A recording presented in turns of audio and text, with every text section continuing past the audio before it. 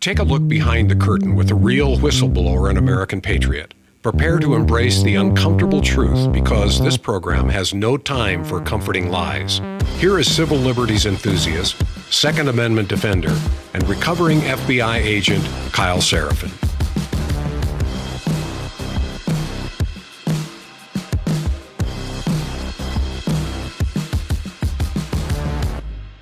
Well, hello, my friends. Welcome to the Kyle Seraphin Show. It is August the 4th. There's a microphone in front of me after a long weekend, so it must be Monday. And welcome to the program. I hope you guys will go ahead and hit the like button up front and early if you're watching over on YouTube, if you're watching over on Rumble. I appreciate that. It does boost us while we're going live. And yeah, we are steaming out of the gates full speed. Today's program is going to address the America Last phenomenon. It continues. I think it's troubling. I think it's something that many of us are seeing. And folks have an opportunity to do one of two things. This is the same problem that we had that happened during COVID. People realize that their institutions have failed them. And when folks are out there seeing that that the thing that they hope for is not happening, they've got one of two options. They can explain it away, and I've got some real crazy explanations in video format for you guys in just a moment. Or they can withdraw into this place of skepticism, which is where you ought to be. You ought to question everybody and realize tide continues to go to the government. The government serves itself. Our government serves itself. The people within the government are mostly interested in making sure that the government continues because that's where their paycheck comes from. But there's this idea that they quote unquote serve. And I think that's completely lost. What we see is that the people who put things on the line, whistleblowers, are not being made whole into this administration. I say that as I approach this month of August. My case and the case of 26 or 25 other FBI employees is going to mediation at the end of this month. And it'll be really interesting because we've had to pay legal fees and we've had to ask the Department of Justice, ostensibly our Department of Justice, the Trump administration, the ones that we thought were going to make things right. We've asked them to go forward and just give us the communications and our personnel files, and they won't do it. They've stonewalled us. And so I don't think that we're winning in any meaningful sense. I don't think that this organization is operating differently. I look at the teeth of the DOJ as being sort of that pointy end of the government that can come out and pinch you. Yeah, it's the thing that I have a lot of expertise on, but it's also really dangerous for all of you because we saw in the last administration that same DOJ was willing to go after people and lock them up for January 6th, was willing to go and cancel people on social media. That was the nature of the Twitter files, whether it be on Twitter or on Facebook or any of the places where you want to interact outside of your little circle, outside of your neighborhood. We have a government that's not interested in your civil liberties. So we're going to start with a story about civil liberties. It turns out it's something that I actually broke in February of 2023, but all things are new again. We're going to do Russiagate still. We're going to keep talking about the previous wins that guys like Kashs had going back 6 years ago. We have to keep adjudicating the past because there's no current wins to be able to celebrate today here in the present. Before we get started, let's thanks to my folks over at Patriot Coolers. They are my folks. They reach out to me and tell me, even if you guys send them hate mail, they will send it to me and we will smile about it. It's patriotcoolers.com. That is the website. If you haven't checked them out, go look at their website. Just check it out just so that it's in your mind when you're in the market for a gift for a friend and you're thinking, that person has everything. What do I get them? Maybe you get them something like this. This is a very handsome looking 16-ounce desk coffee mug. I say it's the desk mug because it's not going to fit into most cup holders, but it's a great piece of equipment. It says Patriot right here on the handle in kind of ghost lettering. It's got 13 bars on it and 50 stars on the bottom. I won't tip it upside down and show you right now. Mine has a latte in it. Or maybe you're saying, hey, my friend is my big squeeze. I'm going to give them 40 ounces of liquid hydration. This is what I use when I go out and I dismantle somebody's play set because they're trying to get rid of it out of their backyard. Carry it by myself. 40 ounces is enough to carry me through a couple hours worth of hard work, and it gets me hydrated. So, guys, check out them. If you want to get something that is linked or looks like the one over on the back wall there that's already engraved with lasers, you can check out the Kyle Seraphin Show collection, which is really the Suspendables collection. PatriotCoolers.com, the promo code KYLE. Again, it's my name. Kyle will save you 10%. KYLE. Save yourself 10%. You'll get $50. If you spend $50, you'll get free shipping. So, easy day. Let's get into today's show. Don't forget about our sponsors, but let's talk about this old becomes new again, this phenomenon of celebrating previous wins because we got no current ones.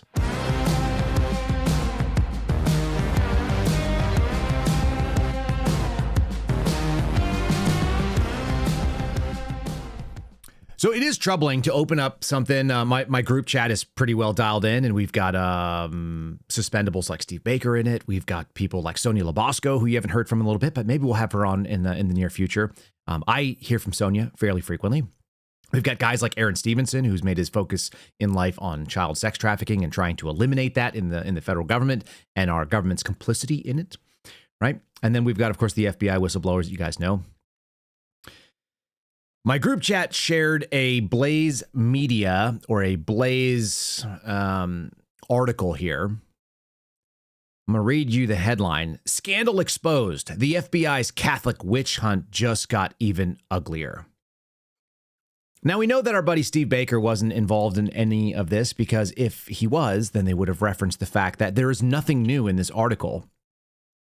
And if they had done it correctly, they would have actually cited who was the person that exposed this. Yes, there is one suspendable whose name you don't know, but he did lose his job over exposing the fact that the FBI was targeting Catholics in the Richmond field office. I'm going to read you a little bit of this. I'm going to show you the analysis, and then I'm going to tell you why everything old is new, apparently. And that comes from a lack of actual tangible on the ground wins. That's not to say there's not people in the Trump administration doing a good job. Every time I go on Alex Jones's show, he's always asking me, he's like, Kyle, is there anything that's good going on? Yeah, there's some people that are doing good. The fact of the matter is they're not running out there to the media to tell you. I'll actually share you something from Lee Zeldin where he straightens things out. And it sounds like they're doing good work over there. I'm also fairly positive and optimistic on Tulsi Gabbard, who doesn't believe any of this BS either. Sounds like they're out there quietly churning and trying to get information out of the DNI. Or ODNI, she is the DNI. And the stuff that she's doing rings true with us, including the fact that she doesn't think that this burn bag nonsense that we've heard about from Kashs Patel and this sort of like secret FBI files that weren't on the computer, somehow she's not buying that either. Maybe because she's an intelligent human being. This one says, scandal exposed, the FBI's Catholic witch hunt got even uglier. So it says, on July the 22nd, that's about 2 weeks ago, within that range, House Judiciary Chairman Jim Jordan, Republican Ohio, released new interim staff reports on former President Joe Biden's Catholic spy ring. Well, that's a pretty incendiary claim. It wasn't a Catholic spy ring. It was just an organization that those of us who sit here refer to as the ex-girlfriend. It was the FBI in multiple different field offices. This organization that I used to work for was investigating Catholics in And it wasn't a scandal, or I'm sorry, it wasn't like some sort of a sham. We've had people that are defending the Bureau come forward and say, well, it was really narrow in scope. 4 field offices is a lot of people to be involved. None of those people have been fired, by the way. Stanley Meador, who was in charge of the Richmond field office, was able to retire. I think he retired either in June or July. So he just got out with his pension, good to go. The analyst who wrote the piece, the offending piece, was able to continue working with a little bit of counseling, maybe, like, hey, don't get caught writing this kind of stuff. The person who brought it to my attention was removed from his job, and he didn't plan on leaving at that time. And he was humiliated in so much as they grabbed all of his stuff. They put all of his worldly possessions that were in his office that he'd been holding on to for 11 years. He'd been working in that office, and they came and they threw all of his crap in his front yard to just send a message. Do not embarrass the FBI and do not expose what it is that we're doing. Remember, this was an intelligence product. A domain awareness product is what it was specifically referred to as. The reason why that's critical is because we're going to talk about intelligence at the end of the show. And there's this guy that's supposedly running the Bureau right now that actually campaigned and said that the biggest problem in the FBI is the intelligence side. So what does he do? Open up a new intel sharing platform. Thanks to FBI Director Kashs Patel, there's some new information. First of all, it's not new. And second of all, not thanks to him at all. Kashs didn't do shit on this. Excuse my language. When he pieced together what we already knew, the picture emerges of an FBI that went off the rails. Christopher Wray, who led the FBI under Biden, bears much of the blame. You'll notice that everybody's screaming about Comey. They're crying about Obama and Hillary and Brennan and Clapper. No mention of Wray. None. For the conspiratorial people who want to say things like, oh, they're not talking about Wray because he's a cooperating witness. You're going to hear someone that says something very similar to that in a minute. Can you please just stop with that nonsense? They're not mentioning Wray because he's inside the statute of limitations. And everything he did was appropriate for his job. It's just the wrong way for these agencies to run. And rather than de-weaponizing, what we're going to do is rehash old things. The FBI was apparently focused on quote-unquote radical traditionalist Catholics. Who are these people? According to the FBI's own internal review, investigators found that many FBI employees could not even define the meaning of radical traditionalist Catholics. That's because the author of this particular document made up that term and then cited things like The Atlantic and cited the Southern Poverty Law Center.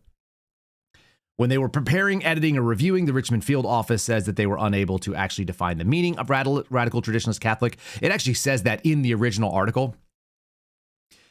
The original article I wrote explained to you that this was a quote-unquote novel piece of analysis. In other words, it was new. No one had actually tried to claim that this was a threat before. This thing goes on to explain how the FBI didn't stop from characterizing certain Catholic Americans as potential domestic terrorists. They came to the absurd conclusion based on reading things from The Atlantic, how extremist gun culture is trying to co-opt the rosary, the nefarious rad-trad agenda of Catholics. That's people that want to go back to sort of like an OG form, a pre-Vatican II version of Catholicism. And if there's one group that Catholics, that the FBI thought was emblematic of very conservative Catholic, it's the Society of St. Pius X. This was not a good choice. This group is not in full communion with the Catholic Church. It's a breakaway association of Catholics founded in 1970 who were upset with the reforms of Vatican II. I think rightly so. I think we lost something very important when a lot of those changes happened. They were once excommunicated, then they were reinstated. So it goes through a bunch of like Catholic-specific politics. And that's what the original document was actually engaged in. Now, the person who wrote this document was a student at Georgetown, was a liberal Catholic in the Jesuit tradition. That's not referenced in any of these things. It's just something I happen to know because I actually know more about the story than almost anybody who actually goes and comments on it. What was amazing to me is that the Blaze, in all of this, on a Sunday drop, decided to make reference to the fact that this person, this guy who wrote the article, is a guy named Bill Donahue. He's the president and the CEO of the Catholic League for Religious and Civil Rights. And he claims in this piece that he originally believed that it was an opportunity for the FBI to go after all Catholics, not just rad-trad Catholics. The problem is that he falls short because he has no actual information, and I actually made this analysis in February of 2023. The reason why this is so disturbing is because the FBI was not interested in radical traditionalist Catholics or broadstream mainstream Catholics. They were interested in all of you that consider yourself Christians, because Christians did not go along with the agenda, and the list was very specific in that analysis. In the piece, the intel piece, it stated a few things that were problematic. The Christian stance, which is more broadly the conservative stance, on abortion, on illegal immigration, on radical gender theory.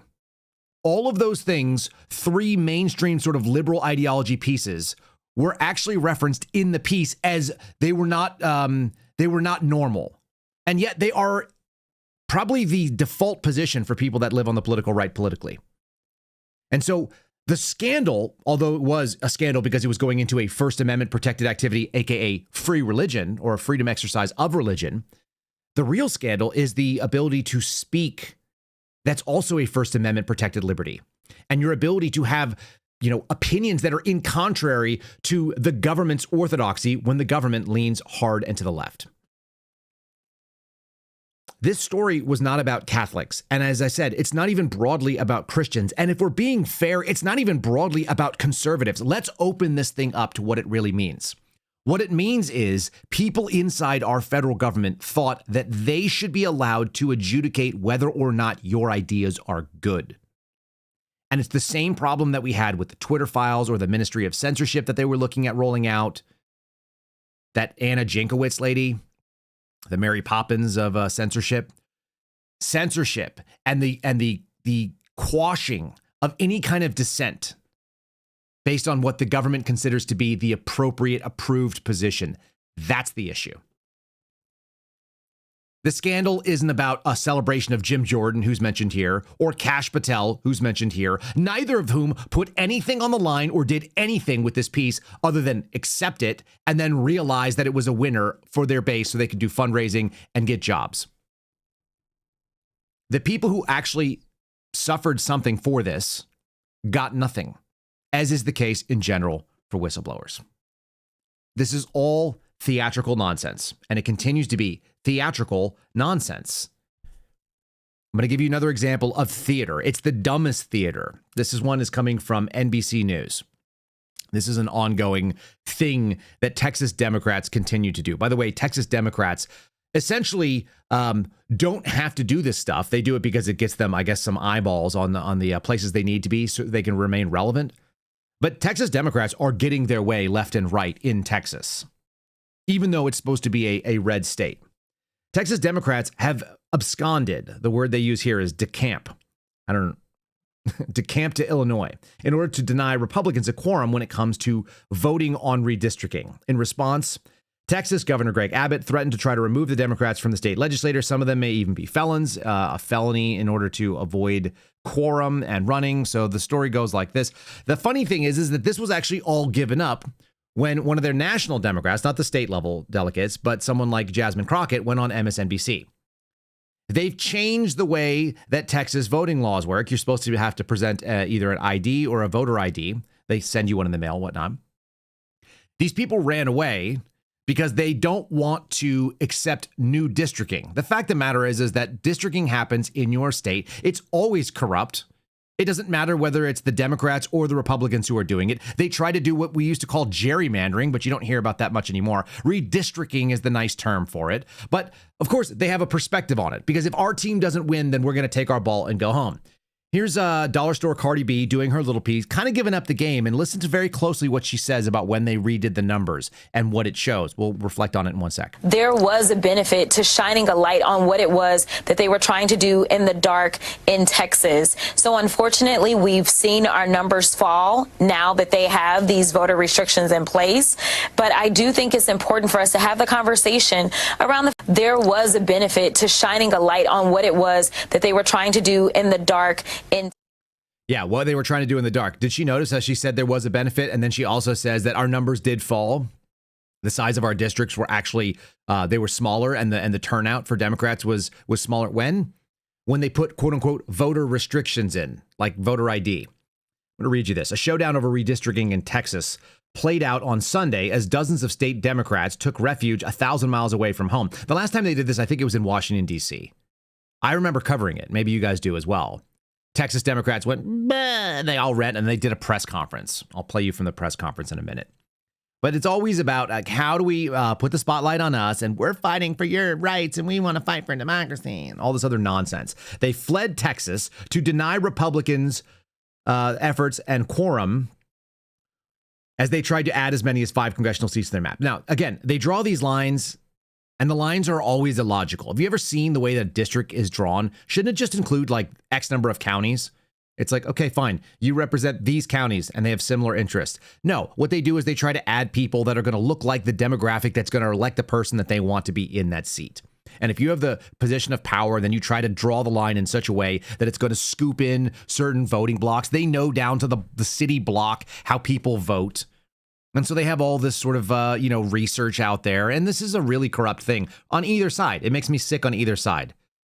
I find out that people who live across the street from me, everyone, like you move somewhere and you realize, oh, my neighbor across the street has a different congressional representative, even though we have the same street address minus 1 digit. How is that possible? That's not fairness. That's just monkeying around with the game. And every once in a while, they do one of these maps and the maps doesn't turn out right. And then it goes to federal court, and then the federal court appoints somebody who doesn't have any interest, and they supposedly go out there and do a fair map. None of these maps look like anything real. They're all nonsensical. They're not a political map that makes any sense to anybody, except the person that wants to preserve power. All right.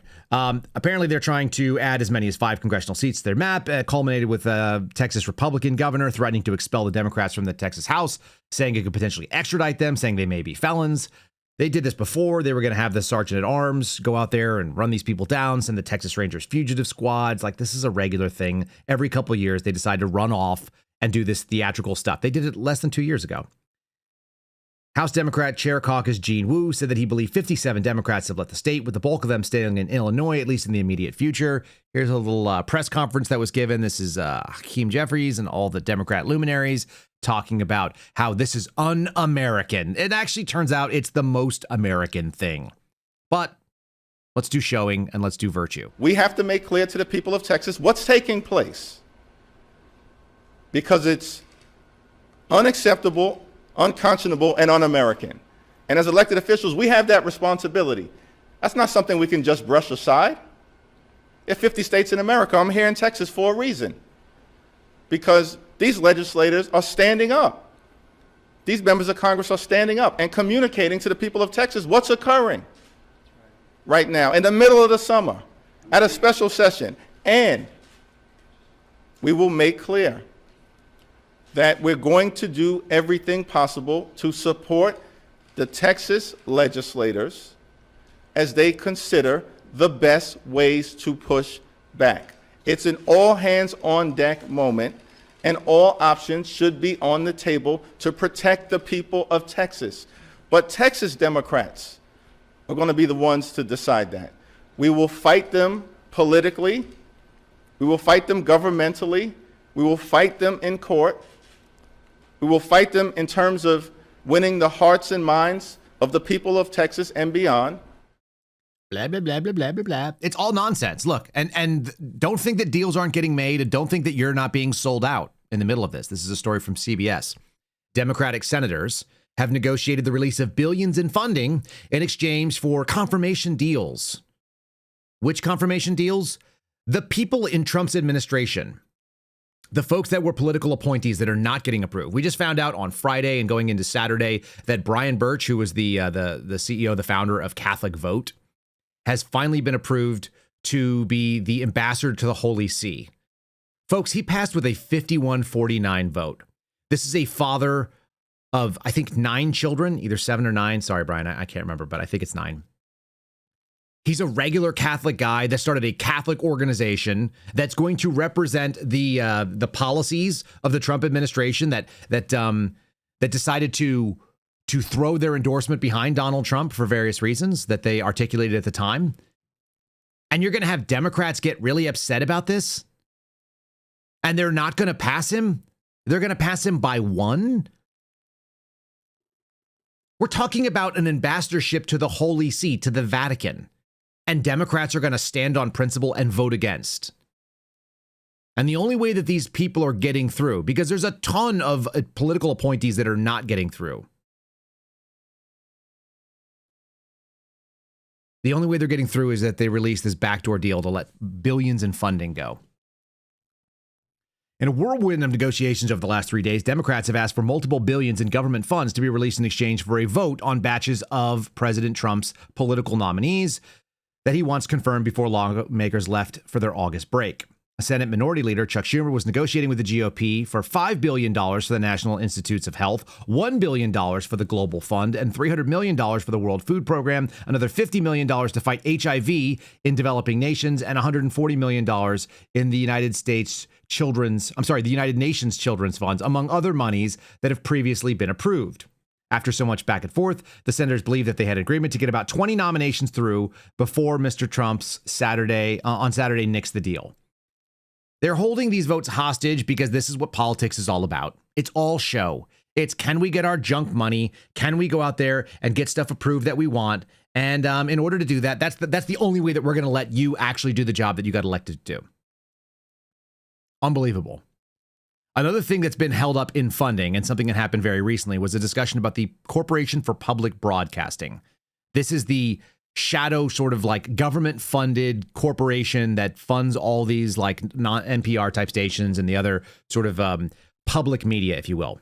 The crazy thing for me is that anybody would think that government money that backs a government radio station would somehow put out anything other than government propaganda. We talked about the situation with the Catholic doctrine, the Catholic FBI intel product. Remember, it wasn't about Catholics, it wasn't about Christians, and it wasn't about conservatives. It was about clamping down on the disfavored nature of the speech of those people. And in the exact same way, we want to fund government speech through the Corporation for Public Broadcasting. This is a so-called independent journalist, this woman named Heidi something or other. She's driving around through Ohio, and she records this up-talky TikTok video trying to get people to change their minds about funding public media. And the way she talks about it, like journalism, remember, I think I've said this before here, but people who work in journalism, think of it as a priesthood. And they're like acolytes to this thing called journalism with a capital J. That's what J school bestows upon you. It's like being ordained into that priesthood. That's not what the press is, as defined by the First Amendment. I actually had to go through this with my deposition last week. The question was like, what qualifies you as a journalist? I'm like, there's no qualification. Journalist is a job. Press is what the First Amendment protects. And the press is people who publish things, which I'm objectively a member of. And so could you be now with social media. This sort of indoctrination nonsense of like acting like there is this priesthood and they serve it and they serve this capital J, which represents truth at some high level. It's nonsensical, but they actually do believe it. And the other thing is, God forbid you unfund it. Take the money away from that thing. How are we going to get our propaganda message out to the middle of America? Because that's what it comes from. And so you'll hear this lady with her up talk and like, I just want you to change your opinion. We need to give public funds. Her logic is so insane. Her logic is that publicly funding, although none of us voted for, like if we had a line item ballot, like how much money do you want to put into PBS? You'd be like zero, negative $500. Give me my money back from last year. If they asked you how much money you wanted to fund into PBS, right, or NPR, then you'd have something that would be really interesting. That would be us funding it. People still donate to it. Have you ever listened to those broadcasts, by the way? Maybe you guys don't. PBS is always, NPR always, they're funded by the Corporation for Public Broadcasting, which is the federal part of it. And then it's also funded by like the Kellogg Foundation or like some other huge company or some really wealthy donor families. They get inordinate access. And then they go out there and they go, blah, blah. Let's talk about transgender people in Kenya. Let's talk about gender confused queer ideology in Tanzania. And let's go to sub-Saharan Africa and look for things that don't exist and then act like that's normal because we're going to normalize propaganda. Anyway, this lady is out here campaigning for it. She's just like us. Look, she wears a hoodie and a t-shirt and a little hat that's floppy and doesn't fit. Yeah, as one of you just pointed out in the chat, Zypher just pointed out, it's viewers like you that fund it. Yeah, but not because you want to. Most of you don't make donations, particularly that listen to this program, are not donating to PBS. So if you believe in freedom and the American way of life, but you're cheering for the shuttering of the Corporation for Public Broadcasting, I'm asking you to reconsider hard. So I happen to be driving through Middle America, Ohio, as this news breaks that the administration's cuts to public broadcasting have forced the closure of an American cultural institution that's helped keep our republic strong for the past 60 years. So it actually feels kind of appropriate because it's places like this that will be hurt the most. Look, there's at least one thing that seems to run right to left politically in this country, and that's the belief that corporate-run media does not serve the people, that it serves the business model, the powerful. I get that, and actually, you're right. The data does show that the healthiest democracies do not rely solely on corporate media. What do? They collectively fund media because that's how they ensure that it is accountable to them, not the powerful, to give unbiased information about their lives. In the Corporation for Public Broadcasting, it funded over 1,500 locally owned public radio and TV stations, from big cities and rural and underserved areas to wealthy areas. That argument is maybe one of the craziest things that I've ever heard. I'm going to hit on a couple little points here. She said, if you believe in freedom and the American way of life, it's the same thing that Hakeem Jeffries just said. If you don't believe in what we say, then you're un-American. You don't believe in equality. And if you think that redistricting is okay, even though we do it when we're in power, if you think that, then you're un-American. And maybe if you don't believe in putting money into PBS and the Corporation for Public Broadcasting, then you don't love freedom and the American way of life. She also made some references to corporate media, of which she has worked for most of her career, based on what I can tell. That's actually kind of funny. She was at NBC and Politico and a couple others. And then she says something like, democracies rely on state-run media. That's the claim. That is a perfect encapsulation of a reasonable tone and a most illogical message that you could have. Democracies, the healthy ones, run on publicly funded media that the money comes from the government. By those democracies, is she talking about democracies like, I don't know, the People's Republic of China? They have state-run media. That sounds like a communist wet dream. We're going to talk about the government is going to give out the official message, and it's funded based at the point of a gun that you must surrender tax dollars, and then people are going to go put that stuff out. We're not a democracy, number one. In fact, all of the things. She also mentioned the term 60 years. Well, this country's been off the rails for over 100 years. If you listen to this, it's either 1908 or 1913. Take your pick, whether it's the Federal Reserve or the fact that we started having the federal government collect income taxes. But something in the early 1900s, at the turn of the 20th century that's where we started going off the rails, and we were no longer the republic we were designed to be. We're closer to a democracy than we have been. And it's not good. The results are in. They suck. We're more divided. We have a stupider population. We have all kinds of bad things that have been going on. And like I said, I would track this thing back 100, maybe 120 years easily. Does that mean that we don't have better technologies, or that people aren't living better, or that the quality of living has not gone up for many people? No, of course it has. That's why they tolerate the fact that our government has completely been subverted. And that's why you have deals going on, so that in order to just get your cabinet level and sub-cabinet level officials to do the damn job that you got elected to do, here we are 6 months, almost 7 months into the Trump administration, and they can't get people through without giving up billions of dollars, not for Americans, not for people that live in this country. No, $1 billion for a global health fund and $300 million for some World Food Program, which is the same stuff that USAID was going out afterwards. We want to give money to the United Nations Children Fund, but people go to these places and find out that the children are not being served.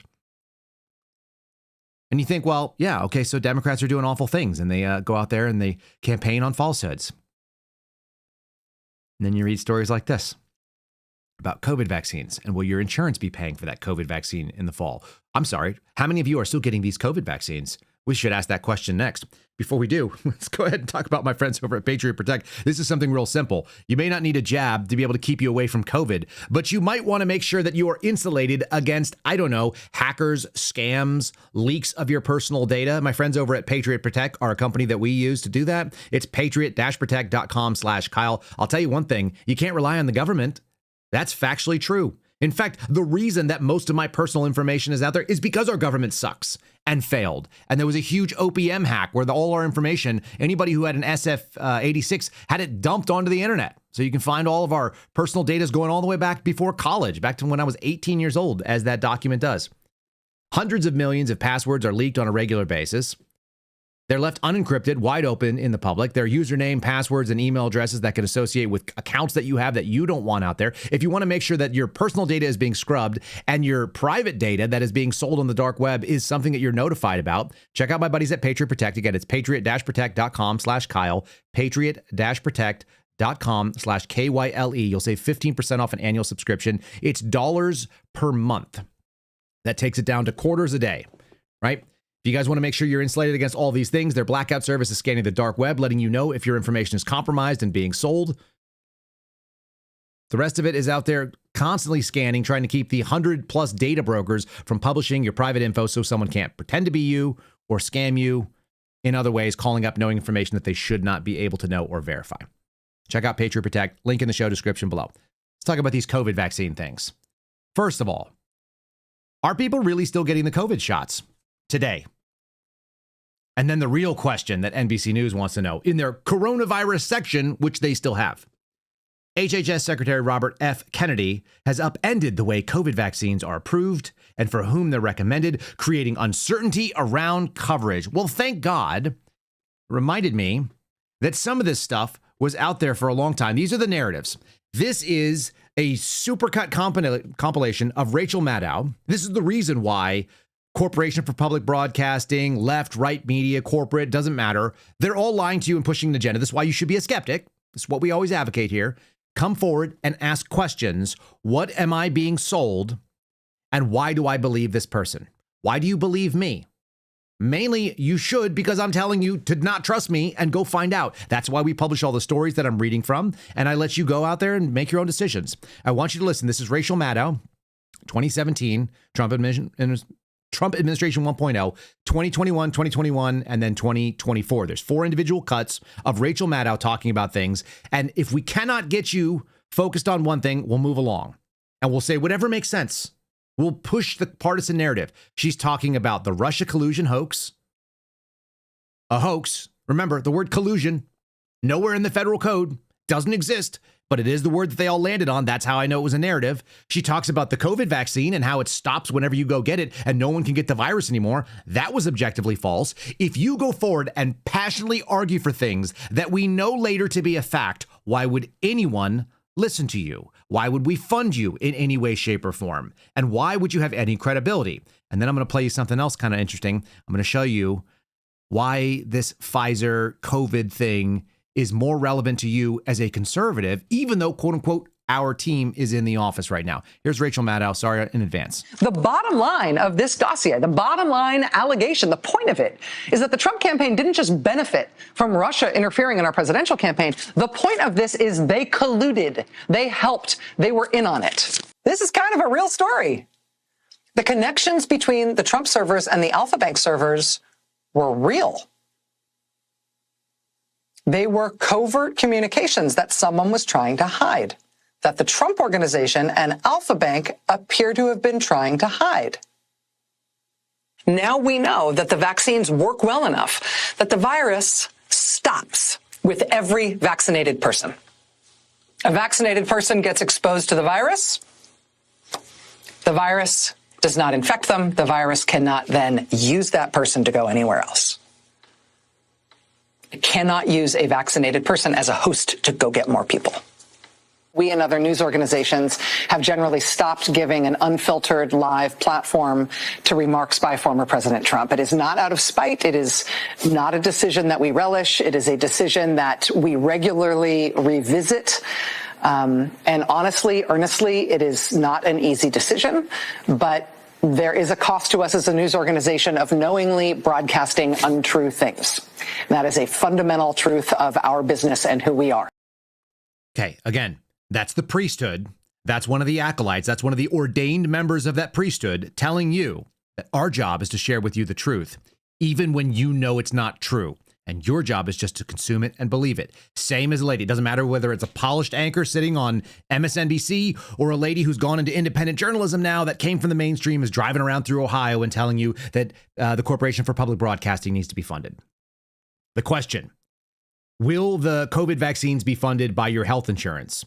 Why is that relevant to you? Because you're all paying into health insurance, most of you that have health insurance, and it's paying for things whether you like it or not, for you or for anyone else. Quote, I think in 2025, it's highly likely that the employer plans will cover the COVID vaccines, said Dr. Jeff Levin Schurz, a primary care physician who's in the population health leader for the management consultancy WTW and an assistant professor at Harvard's School of Public Health. They've already budgeted for it, and it would be a large administrative effort to try to exclude coverage for those without an increase in risk. So it's likely to be covered. In other news that's totally unrelated, CBS is reporting that Pfizer's CEO is going to be attending a $25 million fundraiser at Donald Trump's golf club after the president demands drug price cuts. Also interesting, Pfizer was the major provider and a huge beneficiary of the COVID vaccine funding plan. Pfizer CEO Albert Bourla is expected to be among those who's going to be at the fundraiser on Friday. It's going to be at the golf club in Bedminster, New Jersey. The fundraiser is for pro-Trump Super PAC Political Action Committee, MAGA Inc., and it aims to raise $25 million, said one of the sources. One day prior to the event, Donald Trump sent letters to pharmaceutical companies, including Pfizer, demanding that they lower drug prices and more evenly match what other countries pay. The White House has sent 17 different drug companies letters to include AstraZeneca, Bristol Myers Squibb, Eli Lilly, Johnson & Johnson, Sofani, et cetera, et cetera, et cetera.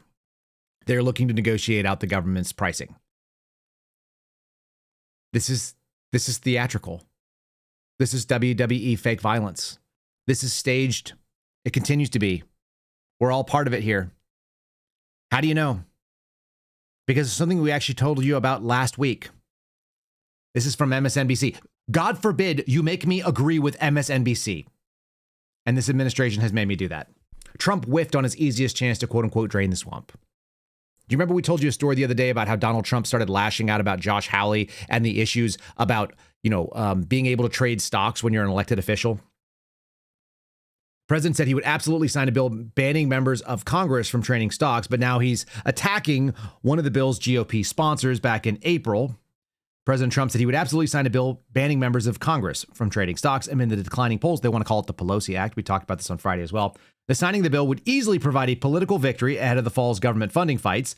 The public overwhelmingly supports this ban, and there are multiple bills with bipartisan support in both houses of Congress. But when one bill proposed cleared the Senate committee for a vote last week, instead of hailing the result, Donald Trump attacked the bill's chief sponsor, Senator Josh Hawley of Missouri.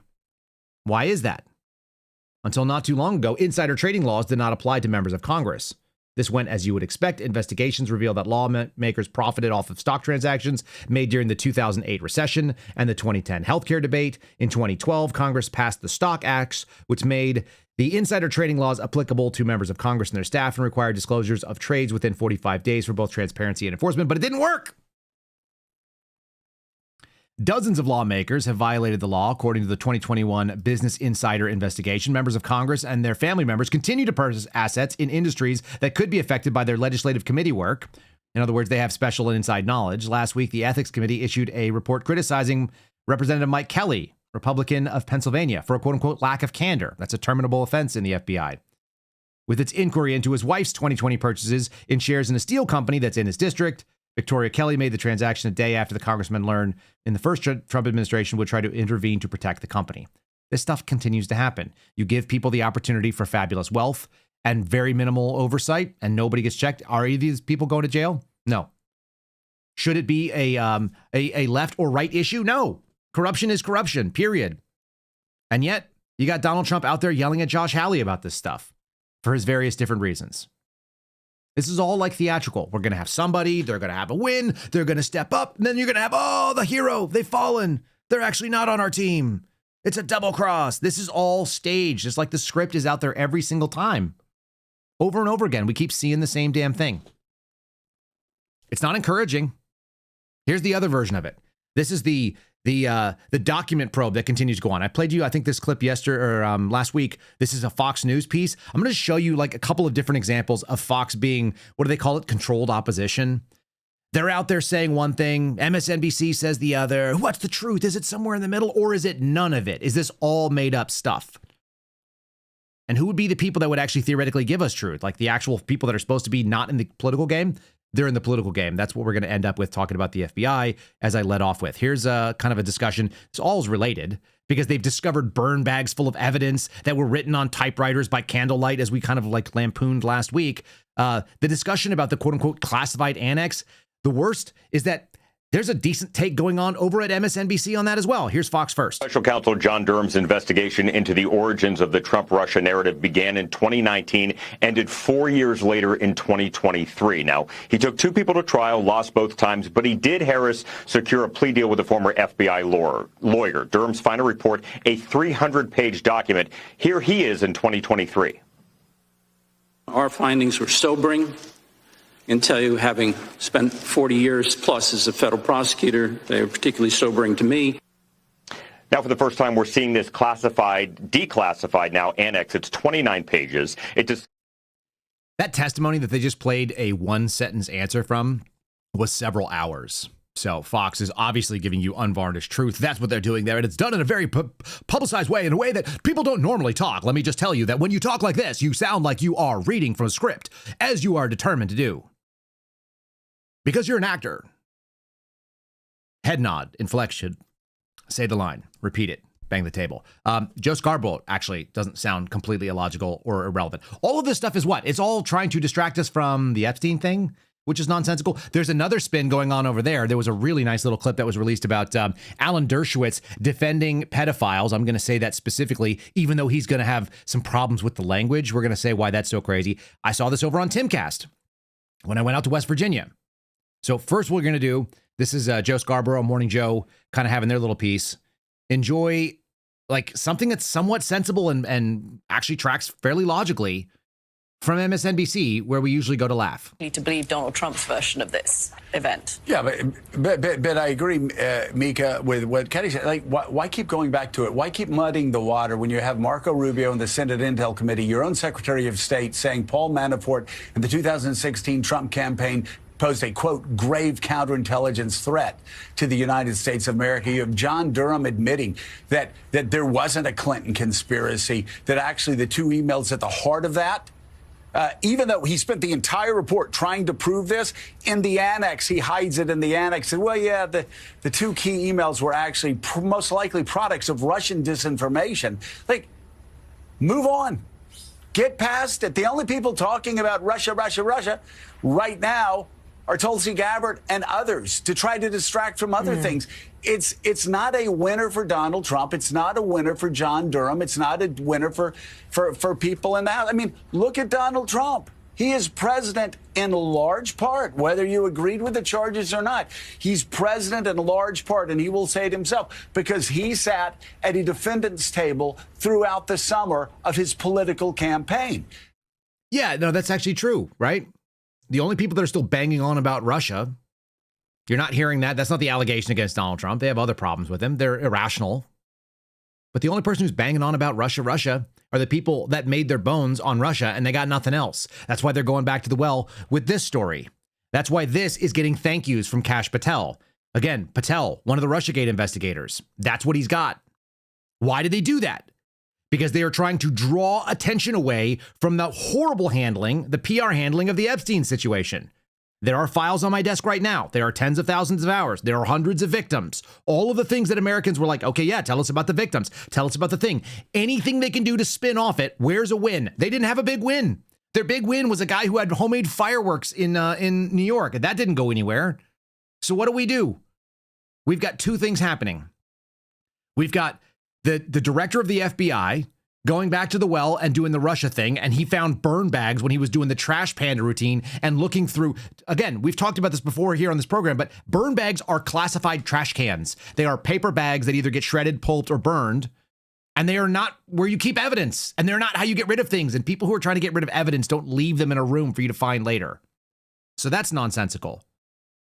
And thankfully, I'm hearing this in the background from people. I'm not going to cite sources specifically, but this seems to be accurate. Tulsi Gabbard is also frustrated with this stuff because she's like, hey, we're over here like trying to declassify information, get to the bottom of what happened. That doesn't mean it's a criminal investigation, as she gave out in her press conference. And these idiots over at DOJ and these clowns over at the FBI are trying to spin this into something that it's not. And they're going to get people hyped up that they're going to see some sort of like prosecutions. That's nonsensical. Absolutely absurd. We've got just silliness. And it's all trying to distract from the one thing that they can't really get away from because it's an emotional thing. So maybe we could downgrade Jeffrey Epstein from billionaire, playboy, pedophile, sex trafficker, which is the label. By the way, limited information about all that stuff. We're going to put Alan Dershowitz. He's so noble. He's old, so he must know many things. And he said things I've agreed with in the past, so maybe he can turn our opinion. Let's try to frame a man who was interested in underage girls who were below the age of consent. Let's try to frame that guy as not a pedophile, because if you like 16-year-olds when you're in your 60s, that's not pedophilic behavior. That's just men who like younger girls. Alan Dershowitz with this controversial hot take on Glenn Beck. I've seen this now from the left and from whatever Alan Dershowitz is, sort of center left. Tough issue. Look, let me make 2 points that will be very controversial, and you may disagree with them completely. Jeffrey Epstein was not a pedophile. That term has a specific meaning. It means people who are sexually attracted to prepubescent girls or boys. That is 11, 12 years old. That's the definition of all psychiatrists and of the law. Epstein was interested in 16-year-olds, 17-year-olds, 18-year-olds. He was a bad person, did terrible, terrible things. The word pedophile is not a correct description of what he was. Number two, he was not a trafficker. Traffickers make money by selling and enslaving girls. What he did is he was a selfish guy who was having sex with all these, sexual contact at least, with all these 16, 17-year-olds, and maybe lending them to people like Prince Andrew. We don't know for sure. But he was not a trafficker in the true sense of the word. That's why there's no client list. There were no clients And the other because there was no money being exchanged. No, that's what I mean. Yeah. And the other point, he didn't work. Wait, what? Oh, he goes on to talk about the Mossad, too, which we'll end with a little bit of that. He didn't work for the Mossad. Do you know how his evidence is? He never mentioned it to me. Hold on. So wait, somebody who theoretically was a secret agent of a foreign intel service didn't tell Alan Dershowitz that he was a secret agent of a foreign intel service? That means he's obviously not. And we're going to go down this road where 16-year-old who doesn't have the age of majority in the United States, who meets the federal definition of a minor in every state because the federal definition is 18 or younger. I looked it up when I was on Timcast. That person's not going to be a pedophile because pedophiles refer to prepubescent. I looked it up. The DSM-5 used to define pedophilia as someone over the age of 16 interested in someone under the age of whatever typically is the age of puberty. So 11 and 12. So maybe he's technically correct about the quote-unquote definition of a pedophile. What does that change? Anything? Does it change that if you're a dad and a 60-year-old man with a ton of money decides to go after your 15 or 16 or 17-year-old daughter, that you're not going to rig him up with a series of change, hook him up to the bumper of your diesel truck and drag him around town until he realizes that he's never going to make it? That you don't want to squash that guy with tank treads? What is he even arguing? Like, why would you go on a national program and try to make that argument? So now we're going to technically try to wash this over. He's not technically a trafficker, even though sex trafficking is in the sentencing. It's in the actual convictions for Ghislaine Maxwell. But there was no money involved, allegedly. Yeah, turns out that doesn't fly. And then he drops casually that there may have been people. So he was just interested in young girls that he also happened to lend out. I guess Alan Dershowitz thinks that payment, when it comes to trafficking, can only come in the form of monetary compensation in a specific quid pro quo relationship. That there has to be like an agreed upon deal like you do with a street hooker or something. Just unreal. All this stuff. It's pretty nauseating. I'm going to give you one little win here. There are people that continue to do decent stuff. I saw this little clip. This is the kind of pushback against the theater because they're trying to con you. And it takes somebody who's pretty sensible. Chris Wright over at Department of Energy seems like he's been really good at this. Lee Zeldin over at EPA seems capable of it. Tulsi Gabbard has been doing a decent job. I think she toes the line.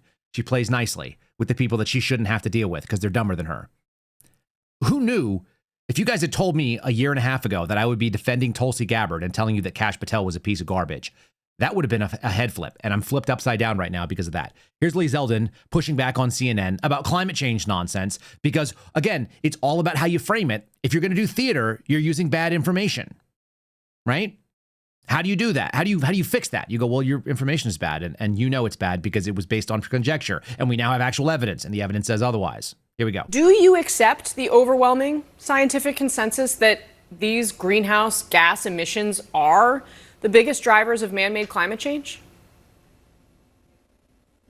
Well, it's great to be on with you. First, it's worth pointing out that all 8 or so images that you just posted on the screen have nothing to do with this week's announcement. What was the 2009 endangerment finding had to do with was with regards to mobile sources vehicles. This week's proposal to rescind the 2009 endangerment finding was with regards to mobile sources vehicles. CNN's been using a lot of photos where they show smokestacks of stationary sources like power plants. That's not what we proposed.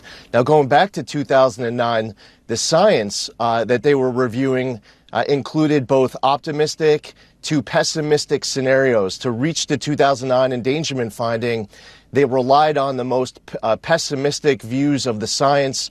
The great news is that a lot of the pessimistic views of the science in 2009 that was being assumed ended up not panning out. Hey, that's great. We can rely on 2025 facts as opposed to 2009 bad assumptions. The other thing, too, is that at EPA, we don't just get to creatively make the law whatever we want it to be. The Supreme Court ruled in Loper Bright, overturning the Chevron doctrine, West Virginia versus EPA, Michigan versus EPA, that agencies agencies like the EPA can't just use vague language in statute and try to make it be whatever we want it to be. The major policy doctrine also says that when you're going to reach something like an endangerment finding and then have trillions of dollars of regulation, that's something that should be decided by our elected members of Congress in passing statute. Holy crap. That was like a constitutional argument right there. He said the Supreme Court has ruled back the Chevron doctrine, which is now gone. So we've rolled back from the 1980s to the 1940s. Now we're back to the Administrative Procedures Act. That's the governing piece here that says that they can turn a broad mandate into specific policy, but they don't get tie goes to the government, as the Chevron doctrine gave them, which was what, 1984? It was 84, 86. The Chevron doctrine was a significant problem. And so he's like, yeah, it turns out the courts have actually ruled against the EPA and the work that the EPA was doing, which was broadly putting trillions of dollars of pressure on our companies. And they were doing so without the mandate of, oh, shoot, that thing that you hear Democrats talk about, democracy all the time. Well, forget democracy. How about your elected representatives that are supposed to democratically come to some consensus and actually put specific mandates? Do you know who was supposed to be part of those specific mandates, by the way? The guy named Mike Johnson. I remember him. I remember he was the sort of lackluster, milk toasty guy that showed up, right? He took over for Kevin McCarthy. What was the major reason that they wanted to get rid of Kevin McCarthy and put in someone else? I'll give you a second to think about it. It's really specific. It's the reason why George Santos owes me $100, even though he's going to prison. They were supposed to do single line, single subject appropriation bills. In other words, Congress was supposed to forward a single funding requirement for a specific purpose, and then they were going to vote on that. Exactly what Lee Zeldin just said. Single issue, single subject, funding and appropriation bills was the problem. No omnibus. Where's he gone? Where's that guy? Anyone know? Oh, let me just show you where he is. He's hanging out here at this famous Pictures of Stones, which is a wall, which is in a place that's America first, apparently. Mike Johnson, the 56th Speaker of the House of Representatives in America. We're here with a delegation of members of the House. We're so grateful to be in Israel, particularly on this day, recognizing the destruction of the two temples and two times in history. But it is such a moving time for us to be here at the Wailing Wall. We've offered our prayers. We put our notes into the wall as just traditional. And we're so moved by the hospitality of the people and the great love of Israel. Our prayer is that America will always stand with Israel and that we will we pray for the preservation and the peace of Jerusalem. That's what Scripture tells us to do. It's a matter of faith for us and a commitment that we have. God bless you. People, can you please stop putting evangelicals into office? If you want to complain that the Jews are in charge of everything or that people are subservient to Israel and they go do these humiliation rituals at the Wailing Wall, if you want to do that, if you want to hear people like Alan Dershowitz claim that, the Jeffrey Epstein obviously wasn't part of an intelligence service because he never told me he was part of the Mossad. If you actually want to make those arguments, which I'm not 100% sympathetic to, the idea that the Jews run everything is silly to me. My buddy Ryan Mattis said something about it today. He was like, I used to think it was the CIA, but now I know it's the Jews. And I'm like, oh, wait, in your mind, aren't the Jews in charge of the CIA? You know, like you have that meltdown. Can you stop putting people that say that the Bible demands that we support Israel in that way? Because that's not what it says. You guys need a new look. You need to grab a new look. Let me just say that. Take another look at what you think it says and what that word Israel means. That's all I'm saying.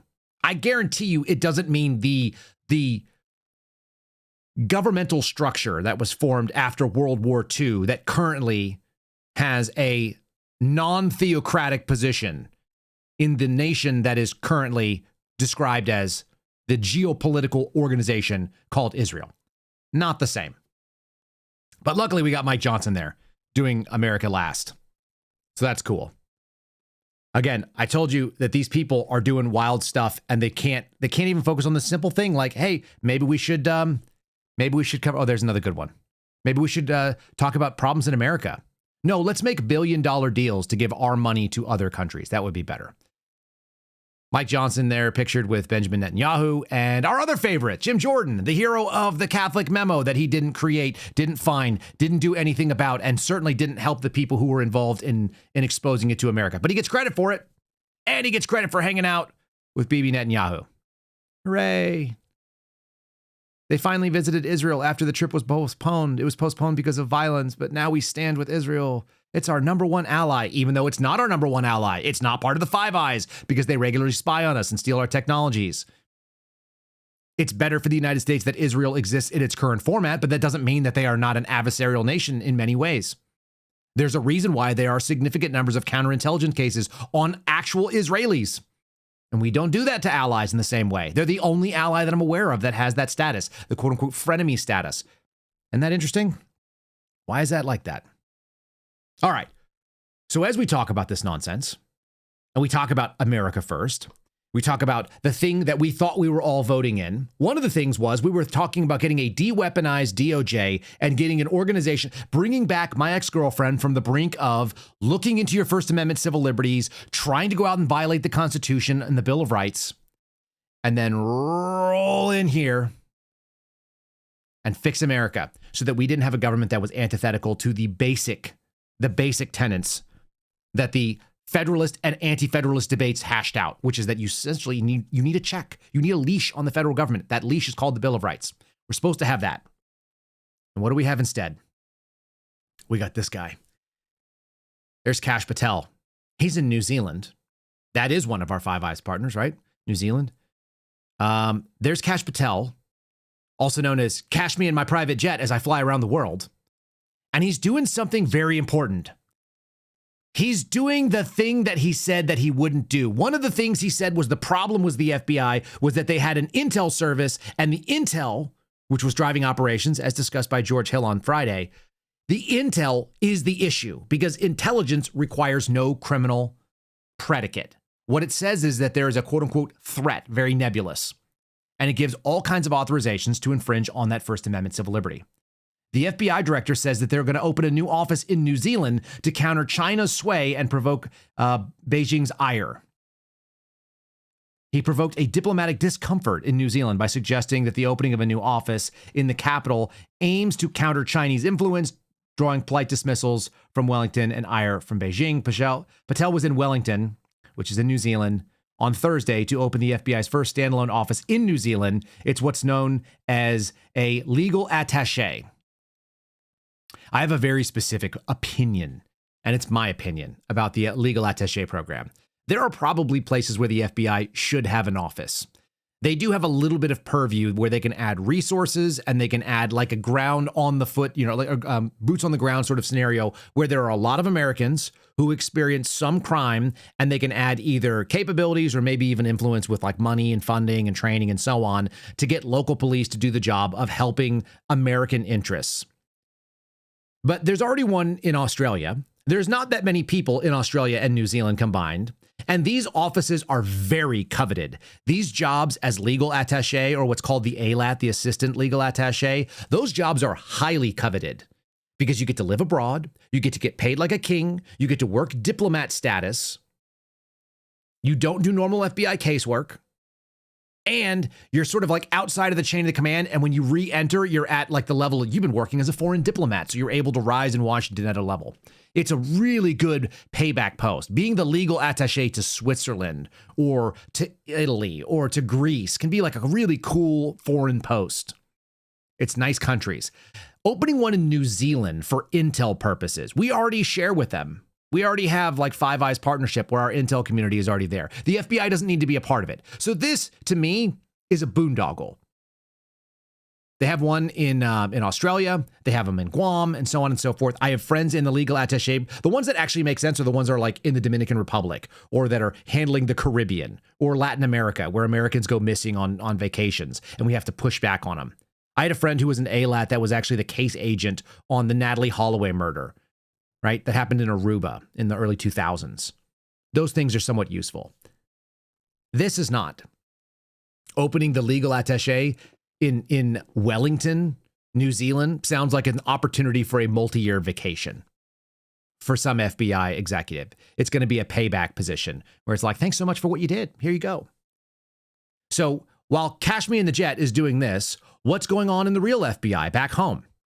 Oh, they've got the deputy director, the number 2, doing dispatch duty, apparently. The thing I used to make fun of when I used to watch federal agencies that suck and they know that they're no longer relevant was watching the FBI sort of do its normal work, and the ATF, we used to roast the ATF agents because their various field offices and directorship on social media would constantly say, ATF responding anytime there was a shooting, anywhere. Like there was a gun involved in the crime, so the ATF is responding. Why? Nobody knows. Not a federal nexus, not really related to anything. Dan Bongino did that on Sunday. He's doing the thing that I used to laugh about. Sorry, it was on the 1st. It wasn't Sunday. FBI personnel are responding. He's done this probably like 10 times now, to the point where my buddies and I, in that little group chat I described earlier, are now calling him Dispatcher Dan. FBI personnel are responding to a scene in Anaconda, Montana to provide any assistance required and or investigative support. One of my friends was involved in that group of people dispatched there. They have nothing to do with this. This was a guy who you're seeing on the screen who was skinny, not well, and as much as anybody can tell, was like an emotionally disturbed person who got into a shooting at a bar that he used to go to where he was a patron. It's like some sort of local dispute, and the FBI is responding. Why? You have a finite number of FBI agents in the state of Montana. It's probably under, I think it's probably under 20. It might be under 15. And you're going to send them here because of like some guy got into a bar shooting. I'll read you the story. A manhunt continued for a former U.S. Army soldier who allegedly gunned down a bartender and 3 patrons at a tavern in southwestern Montana. The suspect is a 45-year-old guy named Michael Paul Brown, allegedly opened fire with a rifle at 10:30 a.m. at a local bar where people were actually at the bar at 10:30 a.m. God bless America, I guess, in a city with 9,000 people in southwestern Montana. It's just, it looks like it was near Missoula the last time I looked at it. He's a dangerous individual who's committed a heinous crime. I think that's all true. They've announced an enormous reward of $7,500, which is also kind of ridiculous. And they identified the shooting victims as 64-year-old Nancy Kelly, who was the bartender, 59-year-old Daniel Bailey, 70-year-old David Allen Leash, and 74-year-old Tony Wayne Palm. They were all patrons of the Owl Bar where the shooting happened. And so we have the FBI sending people in. Apparently, he was believed to have known the people that he shot, that he was a regular at the bar, and then he stripped off all of his clothes illogically, and that was surveillance footage that you see on the screen where he took off his clothes down to his underwear and his shoes, and then he was running around because he was totally okay. Luckily, we've got the FBI responding to that. And again, with the limited resources that they have, they sent people to spend the entire weekend looking for a guy who got involved in what seems like it was probably just a local dispute. Like sick people do this. Did they send FBI to every 4 people shooting that happened in Chicago, which is a daily occurrence? No, they don't. Nobody knows why. It's nonsense. Again, anything to distract us from the Epstein situation, anything that would explain what's going on, we're just going to go and we're going to give you a contrary thing. And so here's a little bit of more of that cover up because we'll see some more of this stuff too. This is a similar sort of scenario.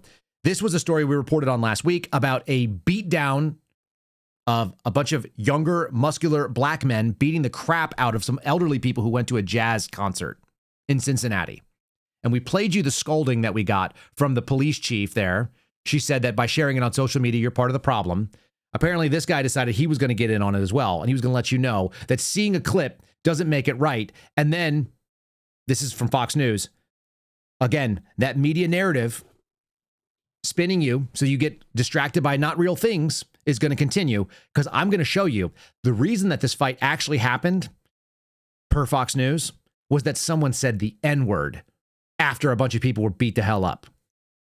But it's your fault because you're noticing. So when you continuously run a loop where you have national leaders that are speaking irresponsible, showing black and white people trying to knock each other's heads off, what role do you play, media, in continually showing that level of violence?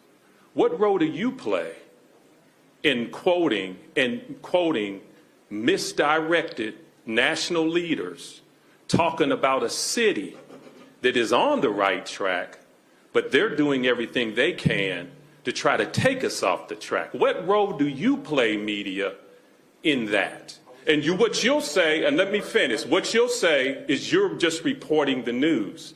But I'll say to you, when you continuously show a loop and you continuously report misguided, misdirected national leaders trying to slam our city, you have to ask your question. You have got to ask yourself, what role are you playing? As far as I can tell, that's Pastor Damon Lynch. I was trying to figure out who the heck that person is and why he's speaking at that press conference. But he's letting you know it's your fault. And Fox News went on to tell you that it's your fault because someone said the N-word. You're not going to be able to tell what voice said the N-word because they bleep it out. So just trust us, the people that are going to tell you what's going on.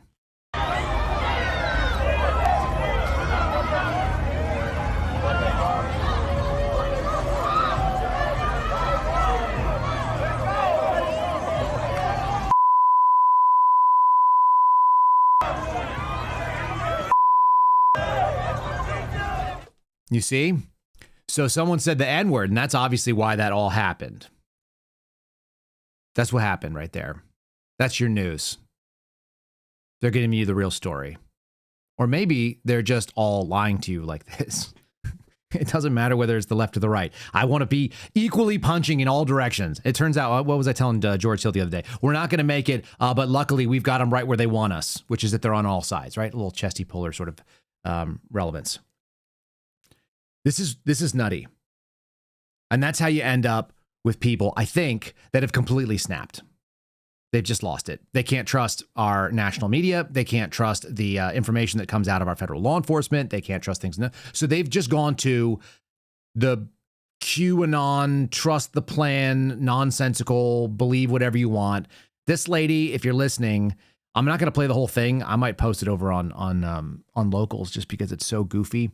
This is kind of why I think everybody should have to do compulsory service in some sort of version, either military or AmeriCorps, in order to be able to vote. Like the actual thing they did in Starship Troopers, that you shouldn't be able to vote unless you know what the heck you're talking about just a little bit. Because if you believe this nonsense, this lady said the military, as though the military is a source of truth. For those of us that have served at any level, you know this is nonsense. You know this is fully crazy.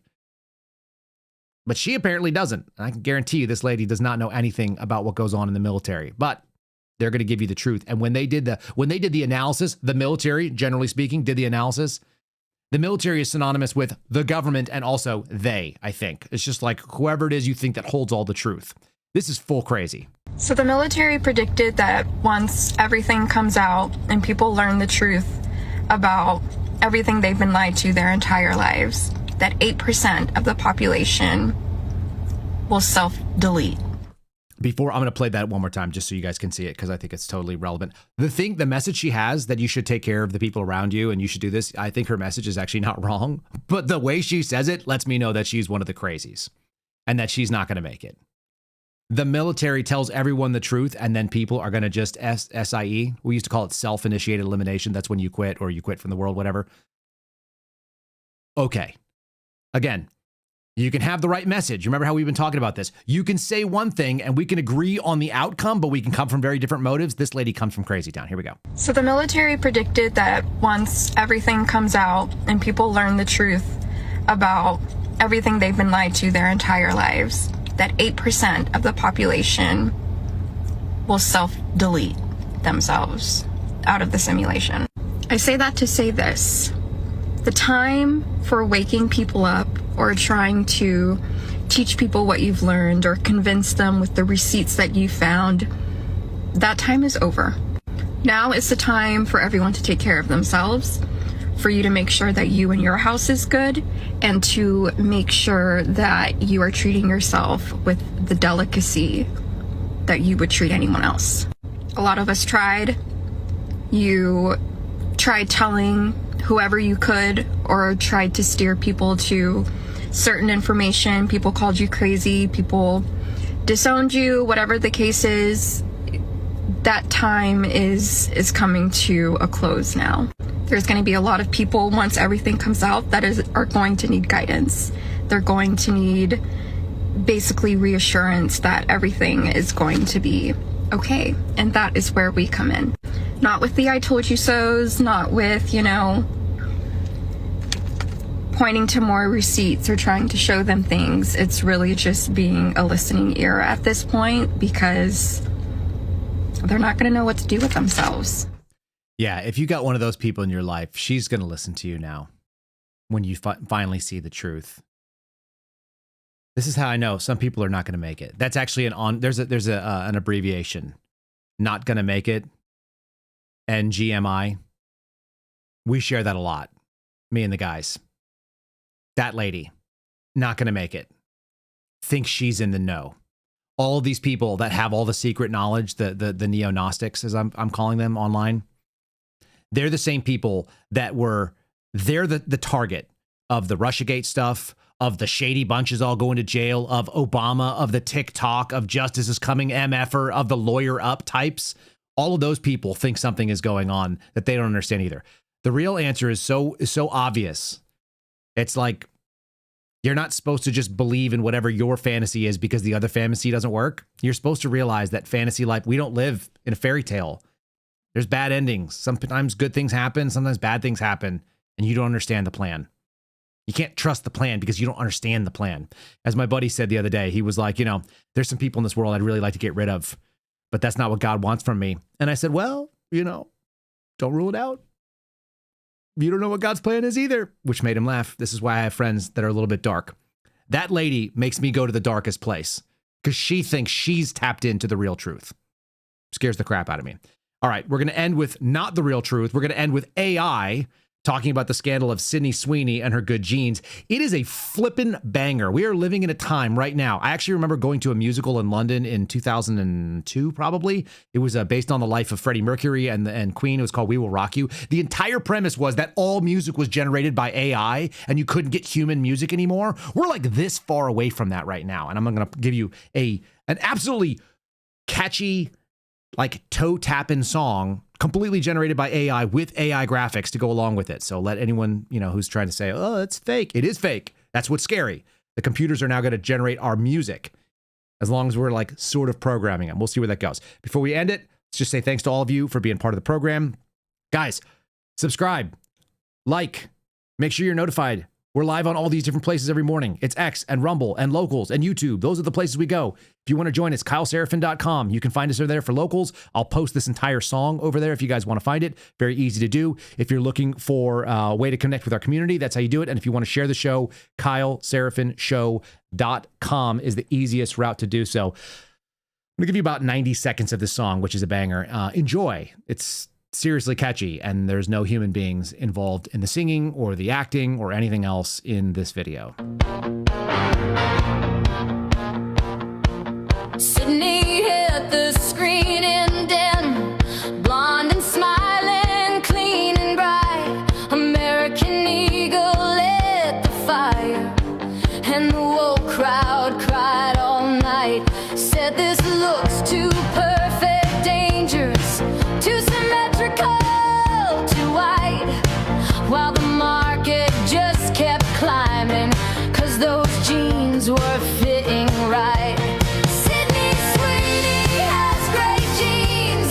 Guess that's now a coded sign. We used to call it modeling.